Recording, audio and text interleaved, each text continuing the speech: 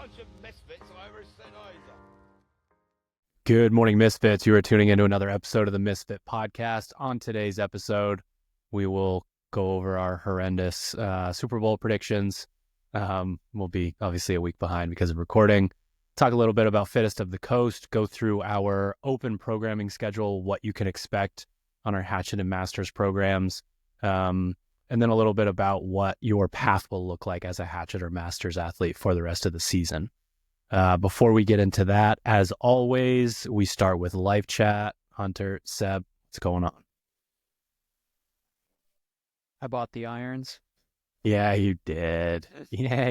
Come on, of course. Yeah. That's my life chat, and that's my life. Did you get to take them to the simulator yet? Did I? No. So there. I don't remember exactly what was. No, so it wouldn't have been. So here's the timeline. Last Tuesday, which is two Tuesdays ago on recording, but last Tuesday after work, I went to a local fitter named Club Champion, which is like one of the better places where you can go get a fitting done for golf equipment. But as I learned, it's also one of the best places that you can potentially waste a shitload of money for something that you don't necessarily need to, because after, so it's an hour and a half, and they do a lot more than you would typically do at like golf and ski, or God forbid, like Dick's Sporting Goods, something like that. So it's actually like a pretty thorough process. They have a lot of like custom things to choose from, things like shafts, and they can make adjustments on the fly. So they're not just kind of guessing what you need. They can actually make adjustments that other places can't. So there's an advantage there.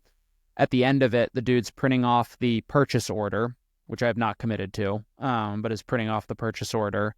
Fun fact, he went to Scarborough. Kid I worked with went to Scarborough High School.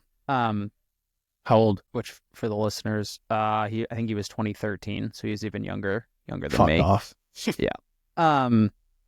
He prints it off and is going over line by line kind of item. It's like, here's the cost for the club heads. Here's the X, Y, and Z, and this. And I'm like looking. I'm like, what is this number? So that's 3 0. That's more zeros than I expected. There's 3 zeros behind that one. $1,000. And I'm looking at it, and it's like $1,000 customization fee. And I'm like, okay, like, what can you go on? And he's just like, yeah, so like you could take the specifications here, go directly to tailormade.com, and you could input them into I could give TaylorMade these specifications, and that is part of the price for TaylorMade. Like, they don't upcharge you for a customization if I can input it. So I need shorter shafts because my arms are long. I need a little bit of a lie adjustment, a loft adjustment. So there's a couple of tweaks that need to be made. But the justification from Club Champion is that, well, we build these clubs by hand, one at a time, and so we can guarantee the tightest tolerances, like based on what we're going to guarantee that you're going to hit the exact same thing that you're swinging today. You can't guarantee that with like from the manufacturer. And I'm like, okay, so you're telling me TaylorMade is going to send me fucked up shit? Like, if TaylorMade sends me fucked up shit, I'm gonna contact TaylorMade and tell them they sent me fucked up shit. And it's like, yeah, but like we make sure that like it's the best of the best. It's like tightest of tolerances. Like, that's what you're paying for. And I'm like, this is $1,000 to assemble these clubs here, as opposed to $0 from TaylorMade. And I'm still going to take the clubs somewhere to get to make sure the measurements are actually correct. And you can take clubs somewhere and have them bend, to adjust the lie or adjust the loft, because realistically, like, sometimes custom orders, like, even though they're custom, they will be off by like a degree or two, which doesn't sound like much, but actually, which kind of matters. But it's like, I could take the entire set to Golf and Ski, and they could adjust every single club for $40 total, which is effectively nothing when it comes to how much you're paying for the, the total set. So I happily paid for the fitting, took my specifications, and ordered directly through TaylorMade. And I'm going to believe the UPS or the FedEx tracking info that says they're here this week. My heart says I probably won't see them until next week. Dude, that's like the level of, as a kid, you ordered your Charlotte Hornets starter jacket from JCPenney, and you're just like, God, will this thing show up? Well, you know how fucking cool I'm going to be at recess? Yeah. You got to get this thing here. I cannot wait to promptly shoot 110 with those things. Yeah, I was talking to Will, one of our members, about that this morning, and he saw me like looking at my phone after we finished class, and he was like, they're not going to get here any sooner if you keep hitting refresh. I'm like, they might. He knew. Yeah. That's... Yeah, I don't do the check shipping information on too many products anymore as a grown adult like I did as a kid, but this one, I got that tab open I wasn't on the allowed computer. I wasn't allowed to buy a new snowboard because I wasn't snowboarding, but I like buying snowboards. So there was an amount of times that I had to go again before I was allowed to buy it, and it was the same thing. I was just like, come on, get here. Which is crazy because like you don't just like strap that bitch on and like go off onto the lawn. Like, right, yeah. You got to plan your next time to go, but I just had to have it there, get the bindings on it, stare at it. Yeah, sleep, take a nap with it, cuddle up with it, get a couple of dry swings in the apartment. Yeah. Fuck yeah. What you got, Seb? Dude, it's baseball season. You know, after the Super Bowl, it's time to Jesus to watch Christ, it is not baseball season. No, it is. It is. There's nothing getting me through sports wise on TV on Sundays now, so I have to live for the Dodgers when they start. Yeah, I'm a big baseball guy, but much to the happiness of Seb, the Red Sox trading Mookie was close to the final straw for me. Like, the fact that you could get rid of a guy like that, I still can't wrap my mind around that. And Seb gets to have him on his fucking all-star team out there. So I think the new Yankees. The first week I started working here, it was I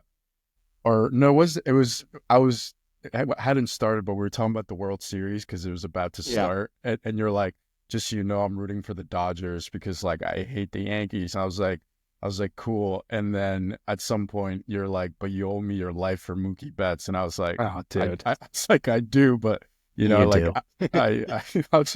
I'll work, you know, my entire time here in debt to you and Mookie Betts. Yep. Yeah, every performance review will have you surpassed Mookie Betts? So you stop me if you guys have heard this story before, but last night was a pretty good travel adversity training situation. And it was one of those ones where there were like signs. You know how when travel, like something tiny goes wrong, you know that's the beginning of something really domino. Fantastic. Yeah. So we get on the plane. I flew from Charleston, South Carolina to LaGuardia. Get on the plane at LaGuardia, and the guy's like, there's someone parked behind us, and we can't back out. It's like, all right, it's like, it's only going to be a couple minutes. It's not a big deal. Like a sedan or like a fucking... Yeah. Someone with a handicap stickers parked behind you. In his van. And then it was one of the knobs was broken, and once the pilots are allowed to fix it, but then someone has to put a sticker on it to say that it's fixed. And he literally told us, he goes, the knob doesn't do anything. Like, I don't want you guys to think there's something wrong with the plane. The knob does not do anything at all. And I'm like, well, okay, great. Then we're sitting there for a while, which isn't weird at LaGuardia. Like when you fly from New York City airport to Portland, Maine, it says like an hour and a half or 2 hours, and it's like a 45-minute flight because you get stuck in those places. So we're in this long line of planes, and he comes out and he's like, there is a radio outage in New York City. All flights are grounded. No one is leaving. Like, what? He's like, yeah, that they like, and there's, like, he was like, talk to air traffic control. They can't talk to anybody. Yeah. And he's like, we're trying to work out a situation where we're allowed to fly lower and go through, like, fly over Boston instead of Burlington, Vermont. And he's like, but everyone's going to try that tactic. So we'll see what happens. Like, we're working on it. And he didn't have like the greatest like bedside manner, because he goes, we're allowed to sit here for 3 hours, so we're fine. And everyone's like, it's like, dude, don't say that. And then he goes, oh, and also we have like the crew has like 9 hours, so we're going to Maine tonight no matter what. And everyone's like on the plane, the fuck. So we sit there for a long time. Then he comes back on and he's like, radio's good to go. But 5 minutes, like that's how long you have to let the plane fly away before. And we were number 10. So that's an extra 50 after sitting there for however long. And this happens all the time. We get to Maine at whatever 1 something in the morning. It's supposed to get there at 10:30, and there's no one there to like let us into the airport. So we just sat there for fucking ever. So you finally get there, like plane just sits there. The worst part of this hasn't happened yet, by the way. So finally get into the airport, and I'm walking outside and I see the parking lot, and I remember that there have been 2 snowstorms since we left. About I don't know, 1.5 feet. Like, it was a lot, Hunter. You would know better than me, but like there was a lot of fucking snow. I mean, yeah, you got the 2. It wasn't all at once, but yeah, there's not 0 snow out there, and they didn't plow around your truck. Whatever, half of the cars are snowed in. So I get over to mine, and none of the cars next to me had left yet. So like up to, like just below the knee, I'm wearing my fucking Air Max 90s, my fucking joggers. Holy fuck! I'm pushing my suitcase through the snow to try and like create a little bit of and I'm doing the thing where you've got your like right foot in a hole, so you put your left foot on the like railing and try to like pull yourself into the car. Right. And it was 2 degrees, so getting the ice and snow, because it had all of that snow had frozen, like ton of ice. So I was there for another, I don't know, 30 minutes, getting all like just being able to get. And honestly, the way that I drove from my parking spot just out into the open so that I could do a little bit of a better job was very unsafe. It was like you can't see 6 shit. inches of visibility, but then the frozen snow on my hood was like super high. Holy fuck! It was good times. It was good times. You gotta fucking love it.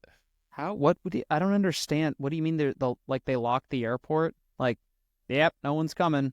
Like, has that not happened to you yet? When you get there beyond, so they obviously keep staff there, but beyond when the scheduled flights are, that place is a fucking ghost town.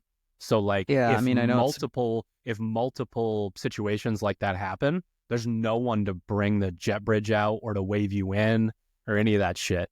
And like, they do not let you, like, just based on like aviation standards and shit, they don't let anything slide with that stuff. So the pilots just fucking sit there. It was, Jesus Christ! They kept going, like radio in, going. or just like, get fucking Bob to bring the jet bridge over here, and like, oh, holy fuck! Yeah, damn. So at least you got a parking spot at the airport, or was this the long term lot? Yeah. Yep. No garage space though. I wasn't smart enough to do that. Yeah, I probably would. It was like, definitely not get my ass in there. Yeah. Yep. And then and to make a long story like way longer for no reason, I finally brought a carry-on the way there instead of checking. It doesn't want me to. They checked my fucking bag at JFK. They were like, we've already put 24 bags on the plane. Once we put 24 bags on the plane, we have to check the rest of them. Does Delta board by groups? Yeah, I'm a straggler.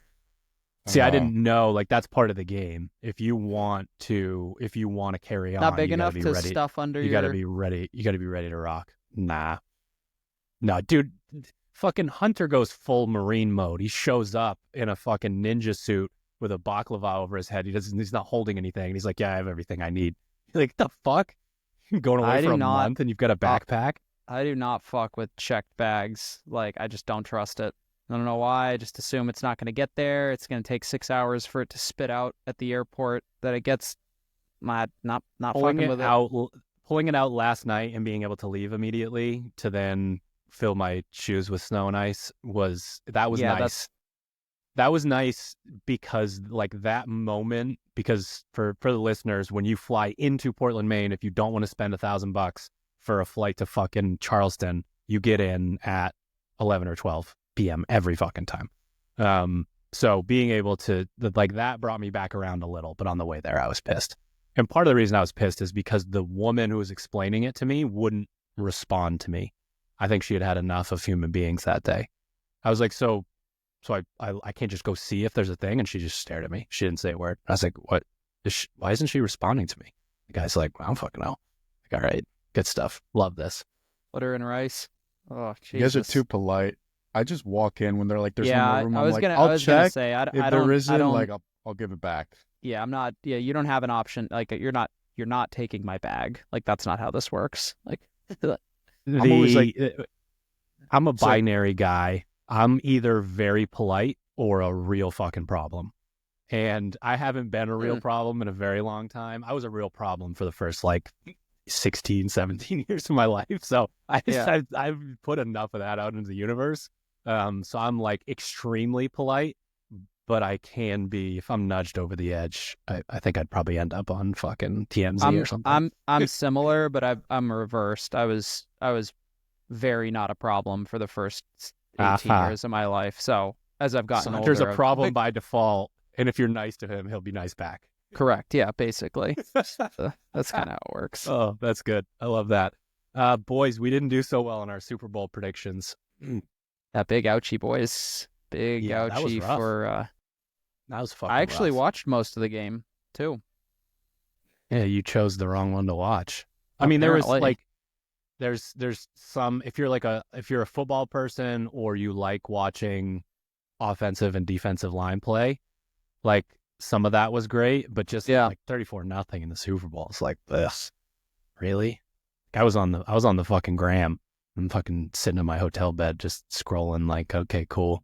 Yeah, this is great. I'll let you guys yuck it up about the actual football play, but interested in your takes on the broadcast, the commercials, and the halftime show. I mean, I can start too, but I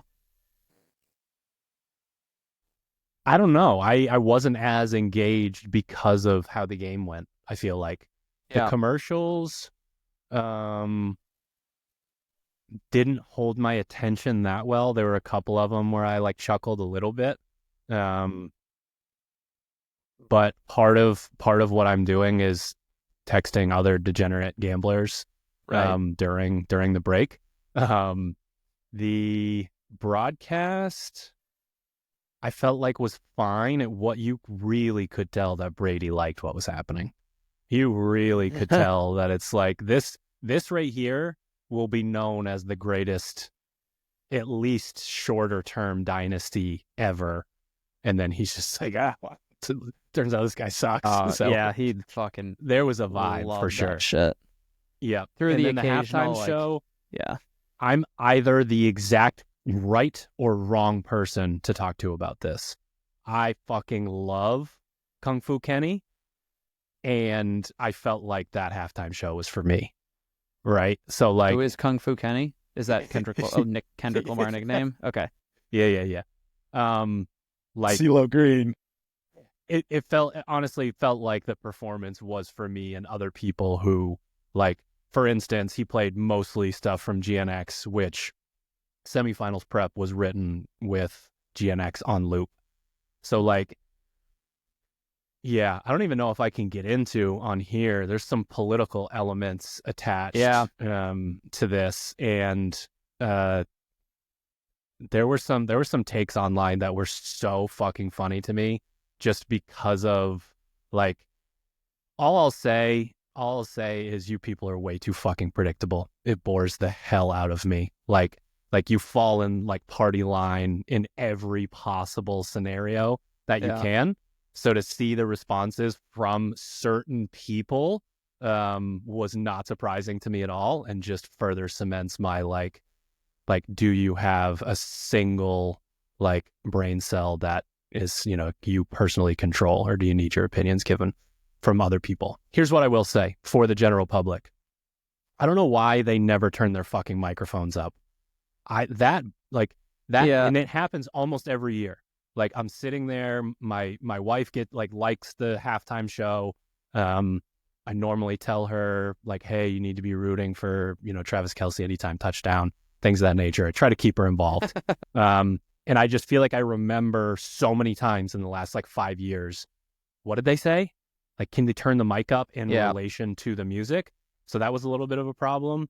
And then the argument that I think is totally fine is when you have Rihanna, fucking Lady Gaga, any of these other, Bruno Mars, any of these other people everyone can kind of play along. Like, you get excited when you hear a song that you know what it is. And that's, I think, what the Super Bowl halftime show is supposed to be, or at least that's the expectation of what it is. So I do get that side of it. Like, if you tune in and like Kendrick Lamar was almost too niche, like to reach like the broader not audience. Only too niche, but he could have played 7 other songs that way more people, especially people here at the gym, for instance. There's songs that play here of his all the fucking time. But you gave someone who regularly makes political statements and, uses his platform for a specific reason, and also is like very like he said it. He literally like opened with it. Like, this is what did he say? This is the right time, but you picked the wrong guy. Right time, picked the wrong guy. Yeah. Yeah. And like they chose him. They fucking chose him. I think it's funny that I think the political side that you're like, I saw funny claims of like, yeah, you couldn't hear what he was saying because Fox, like the Fox network, deliberately like turned down his like microphone or whatever it was, and I'm like, he's still performing on the single biggest televised event like of the year. But the stop hate thing with the Fox thing, with him dedicating an entire Super Bowl set to like "fuck you, Drake" was so funny to me. There was a lot going on, moving parts there. Yeah. I thought I think the broadcast thing, the only reason I brought that up is because when I turned it on, and to be fair, I choose to use an illegal stream, so I'm not like watching on YouTube TV. And I almost changed like the stream because I was like, is this quiet? Because I'm used to hearing like, first off, I didn't realize that Joe Buck wasn't doing it this year. I'm used to hearing like that kind of that voice, like it's the World Series voice, it's the Super Bowl voice, and I feel like usually the audio from the stadium is louder, but the broadcast was turned down to the point where I was like, is nobody making noise in this building? And it became clear that the audio wasn't great for the game, or I didn't feel like it was great. I was not a fan of the commentary to start, but Brady honestly kind of grew on me. I thought he did a decent job for especially his first time, and it's the fucking Super Bowl. He's gotten a lot better over the season. He still fumbles over his words a little bit, but he obviously knows way more than almost anybody else. Like him and Romo are the guys where you can actually learn something about football if you want to. Yeah. Yeah, and I thought you're not the only person. I think I'm in the minority when I said I thought a lot of the commercials were fucking hilarious. Like Seal being a seal, Ben Affleck and Matt Damon Matt Damon did the callback at the end of the thing where he was like, how famous are you? Like Matt Damon famous or like Ben Affleck famous? Yeah. Like I thought that was fucking hilarious. So Jeremy Strong doing the method acting coming out of the coffee. Like I know they had already teased that, but I hated that. I just hated the visual of that guy's head coming out of the coffee. I was like, this is. I just can't believe he agreed to that, because he's the type where like if you made fun of the way that he does that stuff and the way that he like turns into the character, he would like get upset. So Yeah. I thought it was great that he was willing to do that. Just him fucking like Apocalypse Now popping out of the coffee. I love it. Yeah. Did you guys? I thought there were a ton of good. What you were gonna say, Seb? Well, towards your point of the Dunkin' commercial, did you see Coach Belichick and his girlfriend in the background of that? Was so good. That was so good. Yeah. I mean, I feel like there was a who's who of celebrities in commercials, and then I thought again similar. I feel like I'm in the minority. I suspected you would like the halftime show, Drew, just because I know you like Kendrick Lamar, and like, well, I probably don't agree with a lot of the like insinuations of the political statements that were made. I thought the performance was fucking great. Like, I thought he performed really well. I thought all of the like choreography and the dancers were super talented. I thought it was like, again, messaging aside, like Serena Williams doing the Crip Walk, like again with like so good with 7 or 8 layers she dated of Drake, right? Yeah, that's why. And she got in trouble for that's doing that at like fucking- at yeah. Wimbledon or whatever tournament she was in. So like, politics aside, I thought the performance was great. I like Kendrick Lamar's, music for the most part. I'm very much a like, if the beat's good, if the music's good, if the rhythm's there, kind of like, I like the music. I don't always listen to like the messaging or fucking half of my playlists have 90s and 2000s punk rock of like anarchy against the government, man. It's like my mindset's changed a little bit, but that doesn't change the fact that I like the music. So I thought the performance was fucking really good. It was super tight. He was really good. Say what you want about the messaging, but I mean, that's what you get when you hire somebody who's outwardly like that to perform at the Super Bowl. Like, fuck you expect? Yeah, I mean, one of his last Yeah. big performances he did on top of a burning cop car, and like supposedly it's been like scrubbed from the internet. So it's like, Really? they obviously knew what was going on there and were willing to just be like, he's after the beef, he's the biggest guy around right now, so we're gonna get as many eyeballs on as we can. But I got I'll say a sad chuckle from reading the reactions from predictable sources. I'd say it's sad. It's just like, we're arguing about this thing, and the fact is that like, it's not only like allowed but perfectly acceptable that you have a celebrity of that magnitude with someone like Samuel L. Jackson, who, again, politics aside, I thought he was hilarious, but it's like, when you can have it's so good. Like, yeah, it's like just the like zero. His how could you be that comfortable on that stage? Like, Yeah. like so crisp, like perfect Samuel. I thought that was great. No, less ghetto. And I was just like, I fucking love Samuel L. Jackson, but it's like, Great. man, you're in a country where it's like, that performance happened on the biggest stage on network television where millions and millions of people are watching. It's like, you can argue and bitch and complain about the politics, but the fact is that occurred, and a lot of people watched it, and a lot of people fucking loved it, and it's just like, that's fucking America. I got a qualm you got, with the Super Bowl.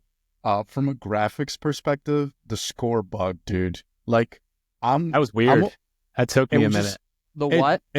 The score bug here, I can pull it up real quick. Is that like the graphical display? That was part of the broadcast thing that confused me. I'm like, am I watching the right illegal stream for this, or like, am I getting the Antigua? Yeah, like that confused the shit out of me. And like, dude, it's like the music wasn't the same. It didn't have like the Super Bowl like orchestra. Yeah, deal. It just feels like for a Super Bowl, like, did the systems crash on them like 2 hours before they went live, and this is like what they came up with? Like, previous years, they're so much nicer looking than this. Is that what it's called? The score bug? Yeah. Yep. Okay. I was like trying to figure out what the name is, but I was like, I don't like it. I don't know what you call it. Yeah, it was but weird. I don't like it. It was weird for sure. I like Brady. I think he announces well, right, for the first year. Like, he's definitely, like you said, Drew, gotten better. But I think he's got that Romo syndrome where they kind of always have to like bring it back to like what they would do when they played. And sometimes I'm like, you're the greatest. Not everyone's going to be able to do that thing that you were so good at doing. Yeah, I've always thought that, like, can I have like a broadcast that's only Brady and Romo, and like Matthew McConaughey can talk to the general public or something? Because it is the Super Bowl, right? Like, it's however many hundreds of millions of people are watching this, and the more like niche you get with that stuff, the less people are going to like it. But it's like there are, I don't know, a few million like diehard football fans that want to hear that shit, because especially with the angles that they show, like they get to see all the different screens, they get the bird's eye view, like they get to tell you what's going on. And I'm sure the networks don't always love it, but I do. I mean, Greg Olson, like, I think is like world class. Awesome. Yeah, Yeah. he's world class. I think he might get doing his that. job back. I don't see Brady staying doing that. I don't know, but I hope he gets to call big games again. I think he's really good at what he does. I am currently wearing the Rogue Fitness Tyson Bajent hoodie. It says "Silence the Haters" on it. Tyson Bajent is like, I think, has to be a little bit of a hero for those of us who make outrageous claims that if we had found CrossFit sooner, that we would be professional athletes. I For anyone that doesn't 100% know, make that claim. yeah, same. Absolutely. My hands were twice as big. And so he is, Seb's pulling up a picture right now if you're watching on YouTube. He is the backup quarterback for the Chicago Bears, son of OG CrossFit announcer Travis Bajent, the greatest arm wrestler of all time. I got to meet him actually a few times, but I got to meet him at the CrossFit Games back when he used to announce in the like VIP area, and he is a fucking character. He is like 10 out of 10 on at all times, like putting on a kind of show. So his kid started, so I believe he's like 23, 24 years old. Is that right, Seb? Yeah. I don't know if there's and he grew up doing CrossFit like as a little kid. And they had a dream together that he was going to be an NFL quarterback. And he went to, 24 years old. He went to Shepherd, which I believe is either Division II or like one of the FBS schools. Is it D2? I probably won't say there. And broke like every passing record, like national passing record, and got drafted. So he's basically like, you look back and you're like, okay, am I 6'3", 215 and can throw a football 60 plus yards with accuracy? No, I'm not. And maybe I never would have been. But like, this dude was doing 21-15-9s and frans and burpees and all of that stuff. And I think still does it, even though the Bears don't want him to. When did he start? Did you like you, little you kid? Might have said that. Okay. Yeah, so like literally his entire life. Like I remember him from .com videos way back. And there are like people that have like documented his whole journey. There's some videos online that sort of show it, but he's like, it's cool because he's probably the fittest football player in the entire NFL, like you would assume, based on, kind of what he can do. So he posted on Instagram that Rogue was making him a hoodie.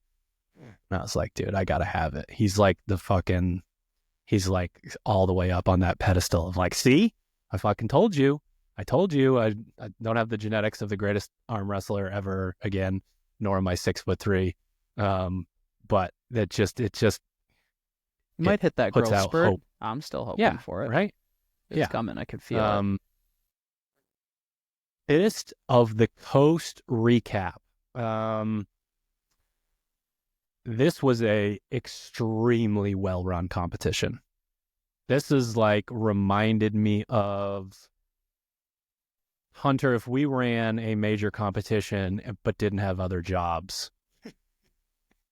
Like, Okay. just like judges like every heat like clipboard up at a specific interval to show that they're ready at the like 15-second mark, and then a don't get me turned standby. on like that. Standby, Like- take a knee, same knee. Everybody looking at the same spot.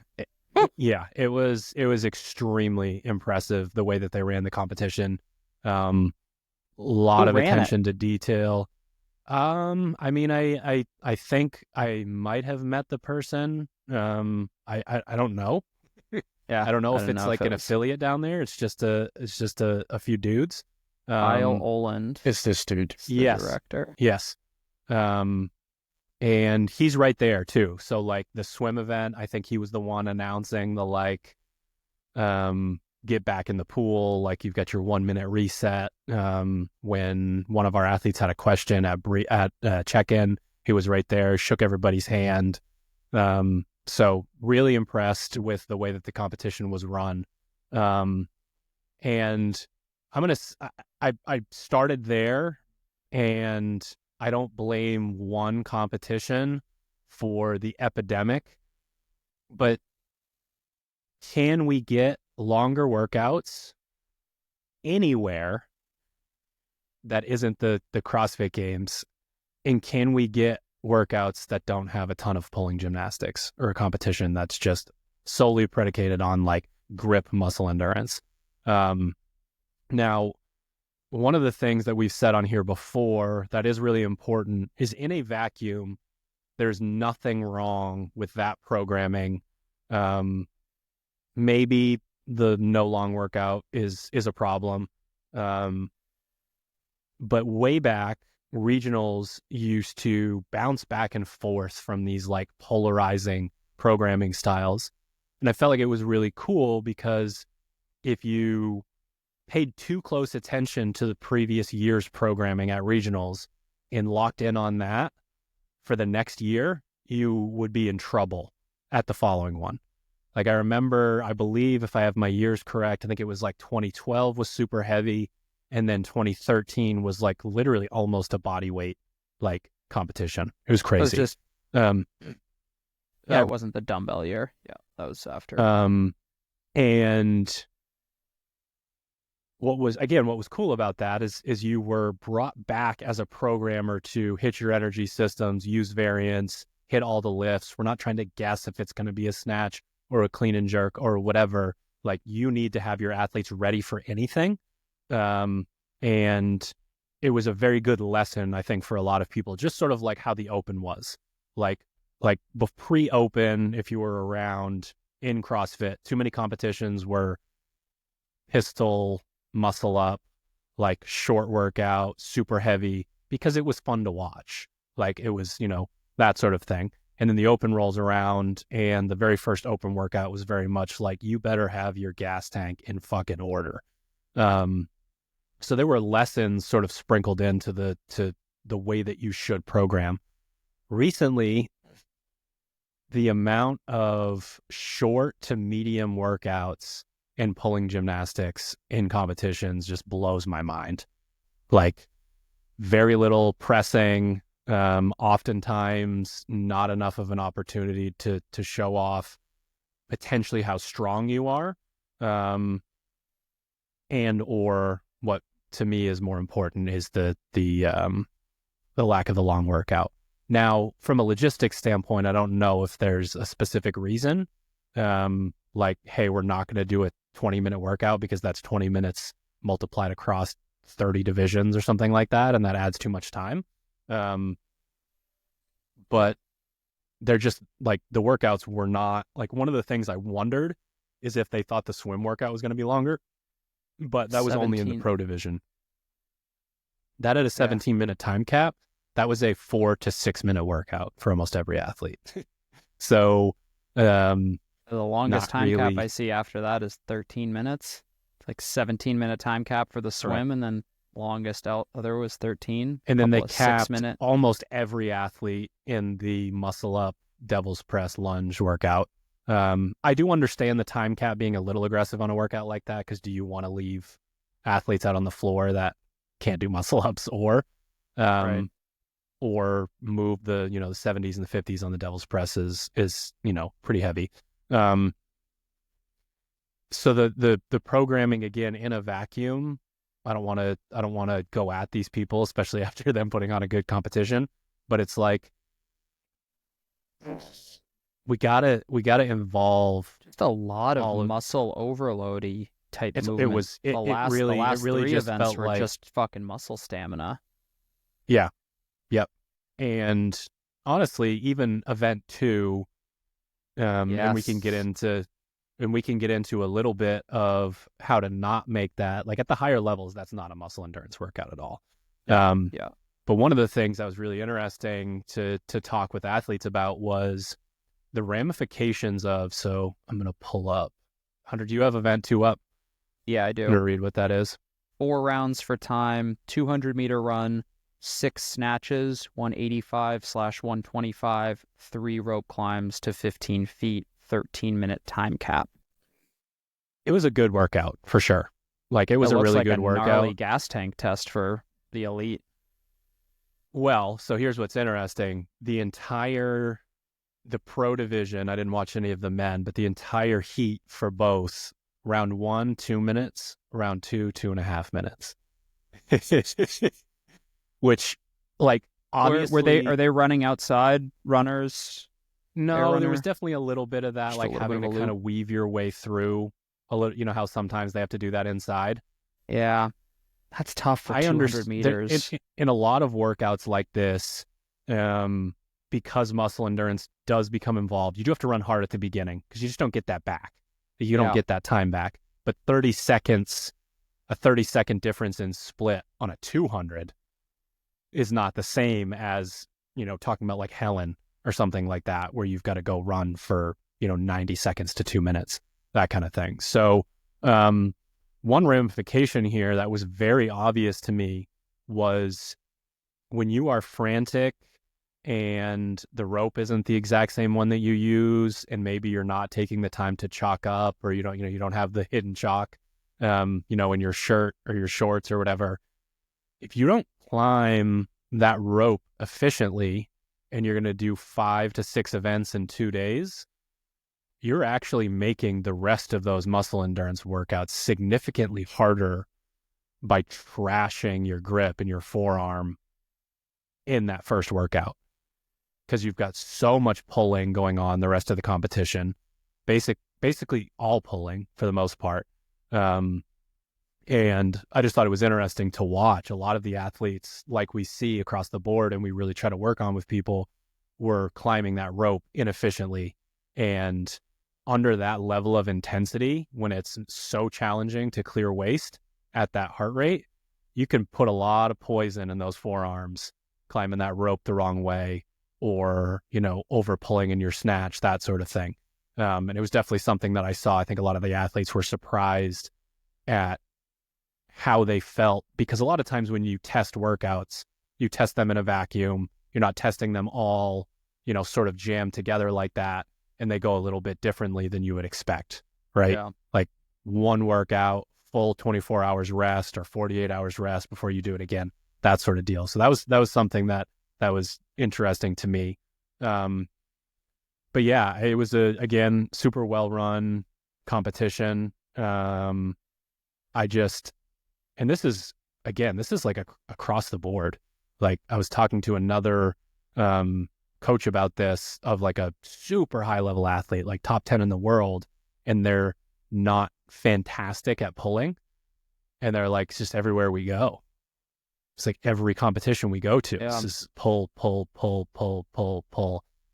It's deadlift and power clean and power snatch and, toes to bar muscle ups, ring muscle ups, like rope climbs, legless rope climbs, that sort of thing. And again, like there's part of me that's like, get your fucking athlete better at those things. But the same could be said to us if our athletes struggle with that stuff and went into a competition that was programmed like that.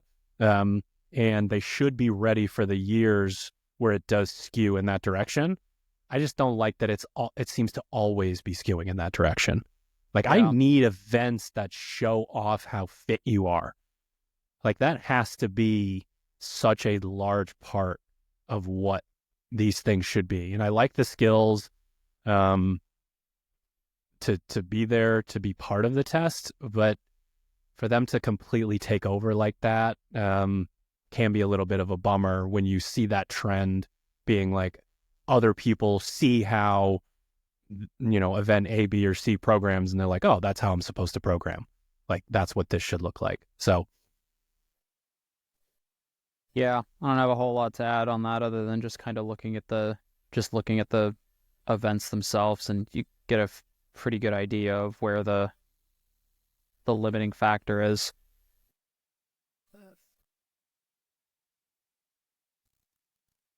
Yeah, logistics make for a fucking tough go for event organizers to try to program stuff like that. But I just if that happens at that happened at the Masters games, like we spent an entire podcast shitting on the Masters games for programming that sucked. Glad that the event went smooth, but you could see like probably get an 8 out of 10 excellent event. Logistics, maybe not so many points for programming. This was a 2-day event or 3? So Saturday, Sunday? So they didn't overlap. So like if you did individual and partners, you would do like 1.5 days, 1.5 days, that kind of thing. It was funny seeing the athletes like absolutely cooked from that final with the D-ball and the double unders and the squat cleans. And like half of them are like, oh my God, like, get to go have a meal and a drink or whatever. And then the other half being like, I got another competition now. Yeah, man. That's going to be fucking brutal. Pull from the floor, pull my body weight. It is real heavy. So if you like pulling, now's a great time to compete. Apparently. McKenna hammered it though. 5th place. What's that? Like you got to give a shout out to McKenna for that. Oh yeah, for sure. And we 5. had a bit of a separate goal, ulterior motive there. And that was like truly like letting it all hang out, like really go get after it, give yourself permission to be confident and to like really get after it. Because there's a scenario at some of these, this isn't a local comp and this isn't a smaller comp, but compared to who she's usually competing against, it's possible to go in and get on the podium, but still play it safe, like that kind of thing. Yeah. And she did not do that, and that's kind of what we were going for there. And then she took the dub. She took the dub in the final, with the heavy squat cleans. That was super fun to see. And for that to be like her at that point, I believe she was in like 8th place going into the final. And, probably 1st, 2nd, or 3rd fittest person there in terms of like if they all got together and trained in the gym together, kind of a thing.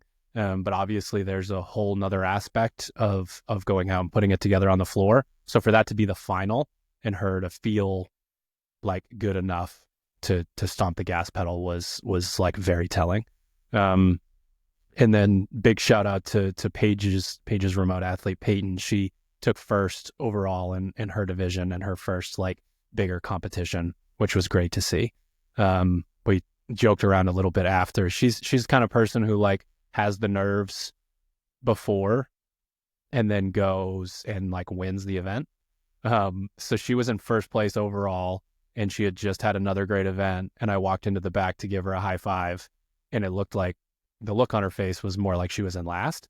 So I didn't really dare to give her a high five. And I told her that afterwards, and she's like, I'm sorry, I wasn't really doing that bad. It's just the way that I looked. That's great. In that that same division, we had shout out Taryn. She's one of our members at the gym, Kendra, her daughter-in-law. I saw Kendra there. So she was down there for Taryn, I think, and she took 3rd. So just two behind Peyton. So that's pretty fucking cool. That's awesome. Very cool. All right. One of the things that I wanted to, we'll make sure that there's, some kind of schedule or graphic that gets emailed out, put on social, that kind of stuff as well. But I wanted to let you guys know, what the programming sort of schedule, or I don't know, battle rhythm, as Hunter would put it, will look like during the open. So for the majority of people, what we are looking for is 2 days on to begin the week. So for a lot of people, that would be Monday, Tuesday train. And we can get into how important that is during the open afterwards. Wednesday, we're going to do a mixed machine low end zone 2. So you're going to be able to choose 3 machines, completely up to you. No running. We don't want that on our active rest day, especially during the open. And there are instructions on how to make sure that you are truly in zone 2, and some of you might flirt a little bit more with zone 1 if you're super fit. But we're just making sure that it treats itself just as much as a flush as it does, working on that sort of back end aerobic system, and not, putting any poison into the legs or the grip or the midline or something like that. So very specific, drawn out instructions for how to execute on that. So don't worry about that. So that would typically be a Wednesday if your open day is Friday. Thursday is primer day. A lot of misfits know what that is. For anybody new to the program or thinking about joining the program, primer day, it's kind of up to you whether it opens with a short burner Metcon or a power snatch or power clean to push jerk EMOM. Some athletes like to be sort of greased up for the lift, and some athletes like to lift first, before lift the heavy thing and then go lift the lighter thing in the Metcon. So that's completely up to you guys, as long as the warm-up's fantastic. But an example would be EMOM 10 minutes, 2 power snatch at 70 to 80%. Looking for that to be really snappy, heavy enough to let the nervous system know that you're trying to get some shit done, but fast enough, again, that you're priming movement and not like truly testing or training. And then you're always going to see a short AMRAP. Almost always going to be a triplet, probably going to have a monostructural element, a weightlifting element, and a gymnastics element. And what we're looking for in that workout is you to very quickly go through zone 1, zone 2, zone 3, zone 4, potentially zone 5, depending on, like, if you're me, you'll see zone 5, and if you're real fit, maybe only see zone 4 because it's short and light. But we want to get to that point and push the blood, push the oxygen out, get the heart rate up, and then stop, be done. And the way that we do that in person is a little bit different. So like if I'm down in at Fittest of the Coast and we're at the gym the day before the competition, I'll tell the athlete that it's probably going to be between like 3 and 5 minutes, but I'm going to tell you when to stop when I start to see that breath go a little bit. So the way that the instructions work when we can't be there to watch you is you sort of work it in reverse. So you're paying attention to your round splits. Let's say it's a 4-minute AMRAP and their rounds are roughly a minute long. When you see that there's about a minute left and you aren't you haven't really gotten there yet, that's when you would stomp the gas pedal a little bit. Really kind of get yourself up to that high heart rate. But again, we want it to sort of stop at that point. And all those instructions are always going to be there, on Fitter when you're reading your program. But over the years, we've found that getting to that heart rate is very important, but staying there is something that we don't want at all. And then last but not least, I'll pull it up so I don't know if you have any comments on any of the primer day stuff, Hunter. No. I like to that was you just trying to finish. fill dead air for me while I get the spreadsheet. Yeah, I was just saying, like, after that Metcon, so you do your lift, you do your Metcon, I'll tell a remote athlete to spend 20 to 30 minutes just cooling down, so like just flushing, and then another 20 to 30 minutes of mobility type stuff. And obviously, if your time constraints limit you a little bit, a 10, 15 minute cool down and then some mobility is good, but we're kind of finishing the session with your normal cool down. And then especially if you're somebody who has severe mobility limitations, whether it's shoulders, hips, T-spine, whatever it is, that's when, like, take advantage of warm tissues to try to mobilize that stuff. But that's kind of how that primer day rounds out. And that's what we have to go back to the active rest day. In the instructions, it will say, like, you just gotten off those 3 machines is a pretty good chance that you're like in the best, state physiologically to go in and hit some more of like the static stretching type stuff to move the needle. And then on primer day, the cool down, and you can extend this as much as you want, but we basically have 40-minute machine flush / mobility. So 5 rounds of a machine flush for 5 minutes and then a 3-minute mobility. So you would choose your greatest hits, whether that's, getting into a couch stretch or a pigeon or, that, smashing your T-spine or whatever it is. So you basically rotate through different machines and modalities. So again, you're getting blood flow into the right areas, and then you can pop down into a position. And again, like one of the reasons why it's 40 minutes is because this is the Hatchet program and there's an insinuation of how much time this is supposed to take you. But if you have more time, definitely lean into that. Like that's going to be super helpful. Friday, you have the open workout will be our number one thing. Make sure that during the open, you're paying attention to changes from like Thursday morning to Thursday night. There could be completely different workouts and movements and all that on the blog. So those are things that we have the placeholders in there for you guys to be able to see in your week in advance, but they're kind of written in pencil because we don't know what the open movements are yet. So for instance, in that week 1 of the open, you would have the choice after you got done, if the movements lined up and we didn't change them, to either do a positional front squat or positional deadlift. And then we have an aerobic run in there. So I was going to be an aerobic piece on that day. And then we still have some practice in there, but a lot of it's going to kind of be based on feel. Like if the adrenaline, like you were just like completely shot adrenaline wise from the open and you think that another, 40 to 60 minute mobility and stretch is the right call for you, that's totally fine. And then part of it will be you auditing whether you think a redo is kind of around the corner or not.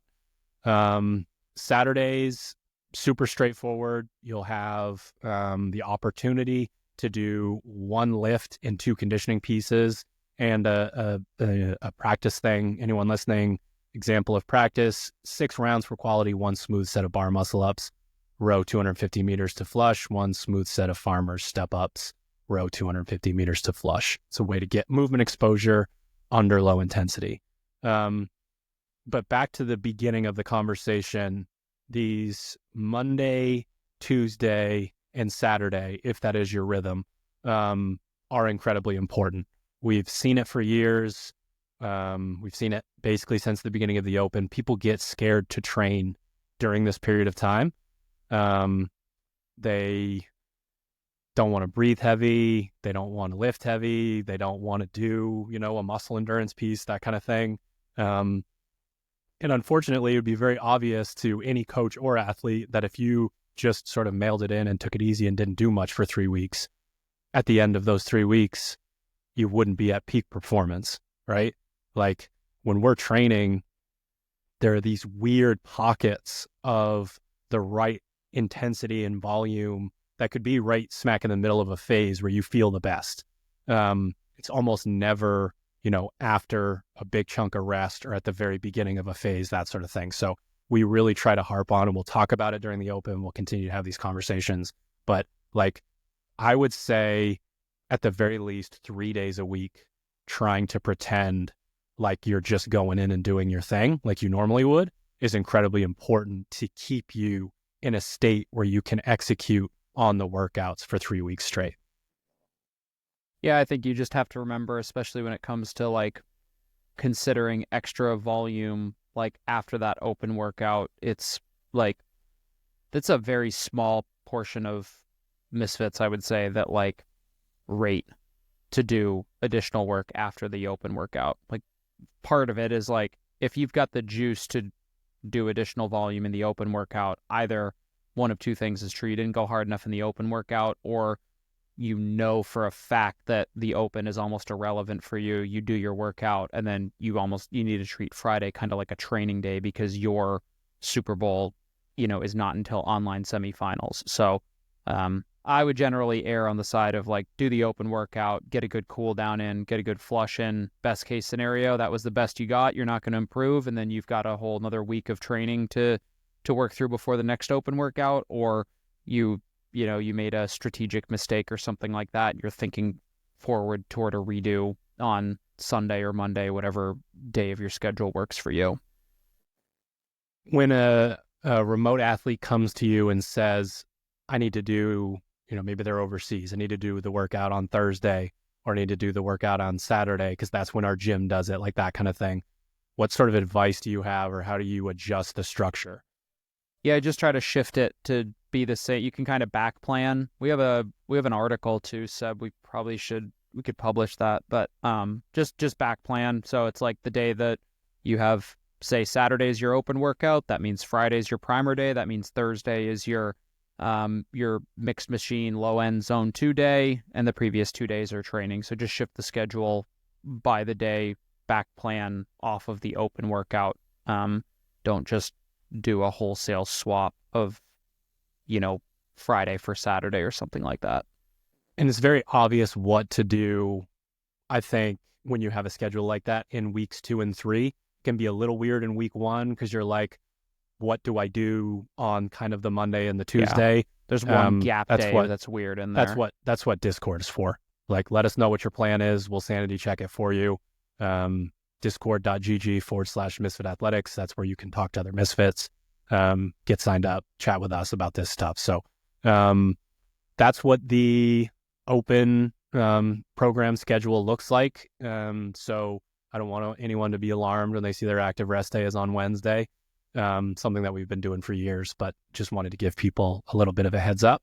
I don't want to get too far ahead of ourselves here, but I know some people are like, what happens now that there's no quarterfinals, that sort of thing. So the Hatchet program, Hatchet Off Season 1, will start on March 24th. And that's where you will be able to decide once again for the first 9 weeks or the entire 18 weeks of the off-season programming, whether you want to do the strength or the engine bias. The one benefit, I will say, of a longer stretch from your season potentially ending now until the fall is we get the 9-week phases to do the things like really working into linear progression on the machines, doing your volume squatting. A few extra weeks on things like Texas method can be incredibly helpful. But we'll obviously have an entire podcast on that. And then last but not least, I just want to reiterate, I went into the Masters channel on Discord and sort of struck up some side conversations via DM with athletes. But there are 3 potential paths for a Masters athlete this year, and normally there are only 2. So I just want to, once again, like for people listening, try to make this as clear as possible. If your number one goal is to see how well you can do in the open so that you can either jump in placement or maybe make it to the age group virtual semifinals, then what you are doing on the Masters and Teens program is exactly what you should be doing right now. And that's actually the same for if you're trying to peak for the games. There are almost all of our games athletes are in a remote coaching situation, so they have the benefit of working with their coach on what they should be doing right now since the games are so far away. But if you are, the kind of person that sort of does their own thing, then continuing to peak for the open is a great idea. And then you would just jump on to semifinals prep afterwards. If you are peaking specifically for online semifinals, you should actually be doing semifinals prep right now. And there are athletes that are already on it. If you're listening to this and you're not a subscriber, it is for sale on our storefront on Fitter. For like it's just its own program. It's not like a monthly thing. You can go in and purchase that right now. If you are a Masters subscriber and you haven't heard us talk about this yet, if you haven't said anything in Discord or aren't in Discord, definitely get in touch because just send you a discount code. And at the very least, you can go in and take a peek at it and ask questions, that sort of thing. But it's interesting because the semifinals prep, starting on February 10th is new and different. Them pulling it so far forward and not having it lined up with the individuals is something that we haven't necessarily dealt with before. But we have an age group semifinals prep, and you can either buy it or you can get in touch with us, and I'll send you that discount code so you guys can get logged in, or so you can go in and check that out. I don't know if you have any comments on that, Hunter. Really just a bit of a PSA, making sure that the athletes in the different divisions know that we don't prioritize any specific division. We look at all of them individually and try to figure out what's going on there. And then I honestly don't know how Misfits, like our community specifically, feels about like how many of them are, not signing up for the Open this year as like a statement. I still think you should do the Open workouts and make a fake leaderboard basically to see where you're at, because the opportunity to compare yourself to that many people just doesn't show up all that often. And then maybe I'm wrong. Maybe people will be really interested by the like community cup, and that's something that we can do a podcast on later on. I'm honestly not really sure. We'll kind of see how that goes and how people feel about that. But if that's something that you want, specific instructions on how to be ready for and how to pause off season one, we'll be happy to help. Yeah, the deciding to sign up for the Open or not, like just put your personal opinions on CrossFit aside. One is that that money goes at least in part to the athletes who are going to take it seriously at the CrossFit Games, which includes some Misfits. So that's a good reason to sign up. But the other reason is like, it's like you can think about it from a more like, what am I getting? Like $20 gets you. It's actually like a pretty big pain in the ass. Like the actual construction of the CrossFit Games leaderboard, and for all of its flaws, like to rack and stack tens of thousands of people accurately from like a points perspective is like, that's not nothing. And to be able to see exactly where you fall on the leaderboard in real time compared to thousands and thousands of other people, and then also be able to go into like your profile and see your year over year stats, because you're right. You definitely could wait until Tuesday when scores close, figure out your score, figure out your points, and figure out where you would have found yourself. But you're not going to do that when you compare yourself from year after year. And I'm sure some of you like me have been doing this for like over a decade. And it's kind of cool to see like a consolidated view of your stats from Opens past. So for fucking $20, you get a whole lot of, at the very least, objective data about your own fitness. And it's like, I'd say that's a pretty reasonable price to pay regardless of what you think about the politics of CrossFit. So take my objective viewpoint as a consideration for signing up. Obviously kind of bounced around a little bit in this episode, so final thoughts probably don't exist. So I'm going to give you guys a little bit of a recap. I went to bed with $4.38 in my gambling account, and I woke up with over $500 in my gambling account because I picked two really dumb next gen stat props that were like plus 900, and I won both of them. So I bet $25 that Xavier Worthy would be the fastest ball carrier based on the chip that they put in their shoulder pads. That's incredible. Then, Saquon, I was surprised by this, and maybe it's a thing where it just doesn't happen as often with running backs, but most yards after the catch on a single play. I was like, can you see him taking a screen just like a fucking mile? Yeah. Like, come on. Like a lot of the receivers get they get the air yards. So I won both of those. And I won the over, and tails never fails because obviously tails I was never going to fails. ask, do you bet on like dumb shit like the length of the national anthem and like I don't the do Gatorade that. color? No, I used to. I did bet on the Gatorade color. I bet on a Chiefs color though. A lot of my bets were Chiefs centric. Like most of my budget was lost on the Chiefs, but then I got all of my money back because I'll tell you what, ain't nobody props. ever bet on green Gatorade. All right, just say that. Yeah, that's true. What was it? Was it yellow or clear? I have no idea. I was asleep. Yellow. It was yellow. Yellow.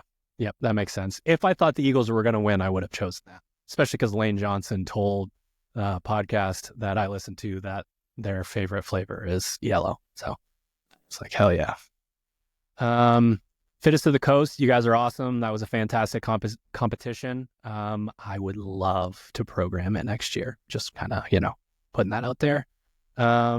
Keep your eye out for more information on the open program schedule, but just making sure you guys know that you can expect Wednesday as your active rest day and Thursday as your primer day to get started.